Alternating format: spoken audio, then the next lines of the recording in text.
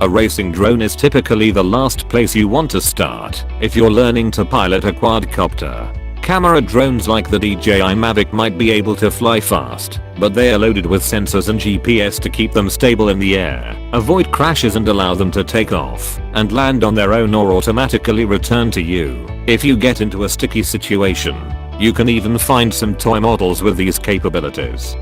You'll find no such features on most racing drones because they are built for speed and agility, so you're mainly flying manually. That's fine if you know what you're doing, but it sucks for learning. Then you've got the costs. Whether you go with a ready-to-fly RTF model or have the soldering skills to DIY one, you're talking hundreds of dollars. Add on the cost of a controller, AK transmitter, and FPV goggles for flying by first-person view and you can go broke before your first flight and inevitable crash. All of this is to say FatShark, the leading maker of FPV goggles for drone racing, has put together a killer kit with everything you need to learn to fly a racing drone without the headaches, frustration, or costs I just mentioned.